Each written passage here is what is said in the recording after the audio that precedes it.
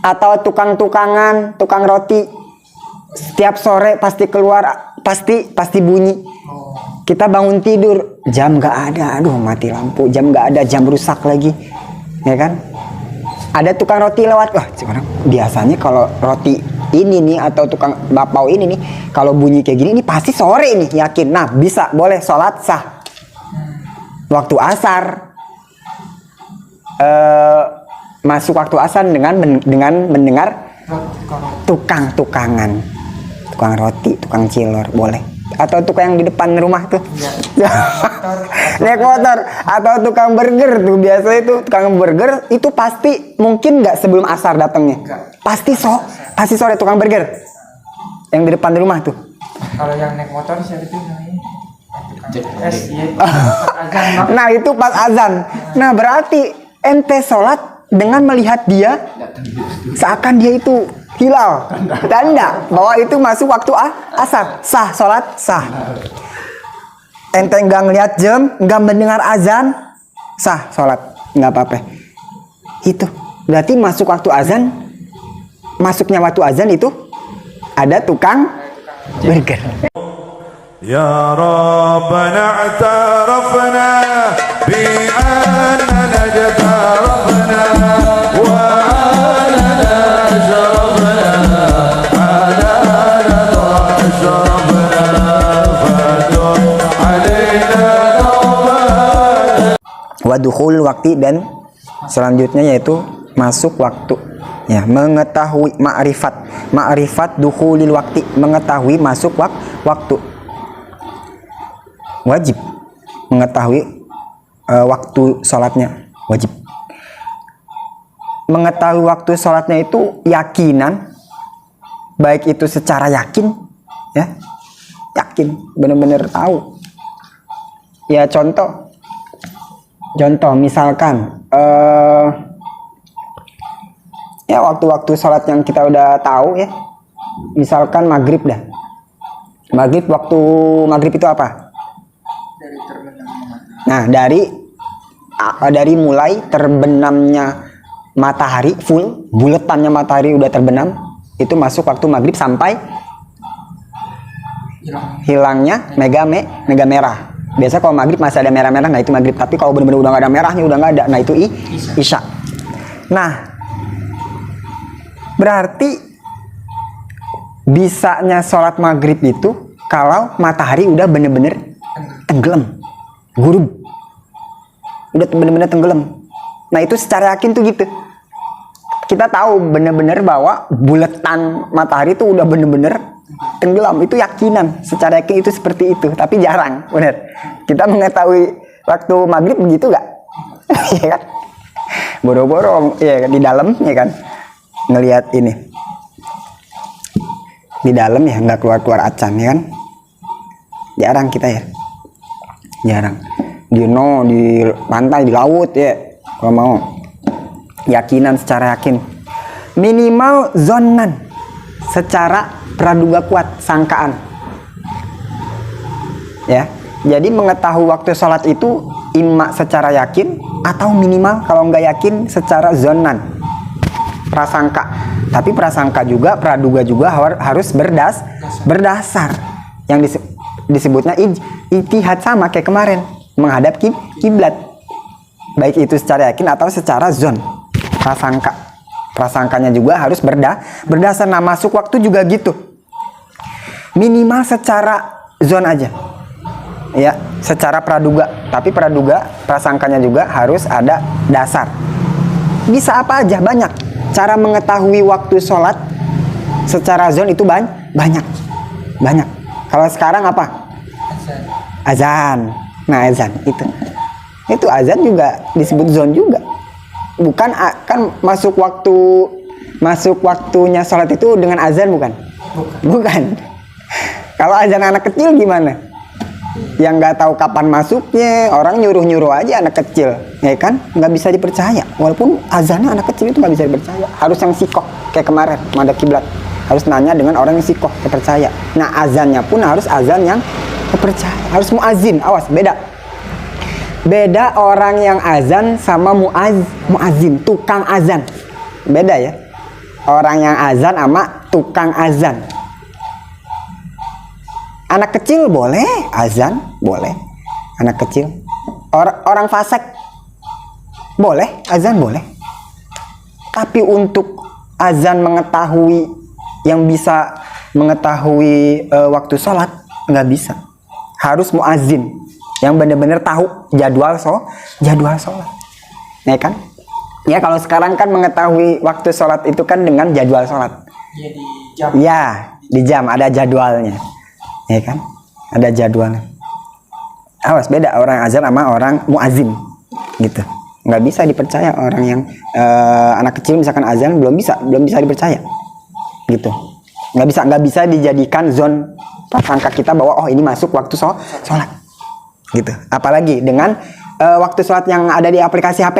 Iya. Ya biasanya alarm waktu sholat biasanya azan zuhur, azan, malah tepatan itu azan orang.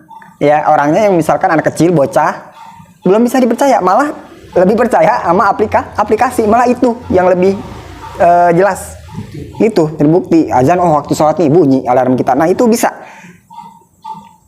kita sholat dengan cara mendengar alarm, bisa.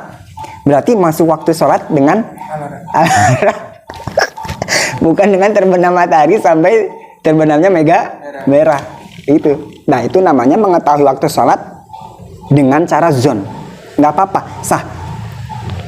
Atau kita daripada mendengar azannya bocah anak kecil gitu ya, yang belum bisa dijadikan dalil dasar masuk waktu sholat, mending bunyi ayam pelung yang bunyi setiap waktu subuh atau maghrib mungkin, subuh misalkan.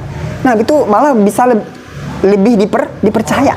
Ayam pelung tuh kita udah tahu ayam yang terlatih, ayam yang memang sudah biasa kalau subuh pasti bunyi. Itu bisa dijadikan dalil bahwa oh itu waktu subuh.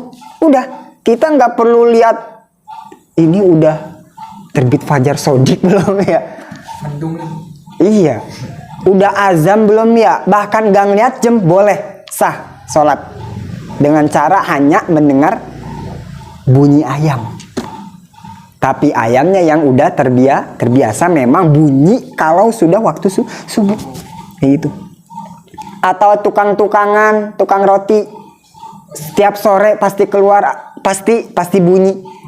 Kita bangun tidur, jam nggak ada, aduh mati lampu, jam nggak ada, jam rusak lagi, ya kan? Ada tukang roti lewat, wah sekarang biasanya kalau roti ini nih atau tukang bapau ini nih, kalau bunyi kayak gini, ini pasti sore nih, yakin. Nah bisa, boleh sholat sah. Waktu asar, masuk waktu asar dengan mendengar tukang roti, tukang cilor, boleh. Atau tukang yang di depan rumah tuh, naik motor. Atau tukang burger tuh, biasanya itu tukang burger itu pasti mungkin nggak sebelum asar datangnya, pasti sore tukang burger yang di depan rumah tuh. Kalau yang naik motor siapa itu namanya? Nah itu pas azan. Nah berarti ente sholat dengan melihat dia seakan dia itu hilal, tanda bahwa itu masuk waktu asar, sah sholat sah. Ente nggak ngelihat jam, nggak mendengar azan, sah sholat, nggak apa-apa. Itu berarti masuk waktu azan. Masuknya waktu azan itu ada tukang burger itu. Bahkan azan pun bukan tanda masuk waktu sholat secara yakin, belum. Itu masih zon juga. Apalagi yang azannya bocah. Biasa orang tuanya udah lu itu aja dah, azan gitu. Belum bisa dijadikan dalil itu masuk waktu sholat. Kayak gitu. Itu tentang masuk waktu sholat ya. Jadi masuk waktu sholat itu sholat bisa dilakukan kalau mengetahui waktu sholat itu baik secara yakin atau secara zon, dugaan. Tapi dugaannya juga harus berdasar. Banyak cara mengetahui waktu sholat, terserah gitu, harus benar. Nggak bisa dengan cara aduh kayaknya udah masuk dan nih kayaknya udah asar dan ini nggak bisa, nggak sah sholat walaupun gini. Jadi kesimpulannya sholat nggak boleh dilakukan sebelum masuk waktu. Itu dengar, sholat nggak bisa dilakuin sebelum masuk waktu, atau udah masuk waktu tapi masuk waktu udah, tapi zonnya nggak ada, dugaannya nggak ada, ngasal. Contoh kayak gini, mati lampu, jam nggak ada, rusak, azan nggak mungkin dibunyiin, mati lampu. Ish. Ya, jadi sholat nggak boleh dilakuin sebelum waktunya, nggak boleh. Atau udah masuk waktu sholat tapi dugaannya dugaannya nggak bener, belum bener. Contoh, misalkan mau sholat, tapi udah asar belum ya, jam nggak ada, rusak, mati lampu. Kata kita nih kayaknya udah nih kayaknya itu tuh, udah rada kayak mendung-mendung gini, udah kayaknya nih, sholat aja dia, sholat. Pas beres salam, terus dia ngelihat, terus dia nanya orang, udah masuk waktu asar belum? Ternyata udah tuh, bener kan? Udah.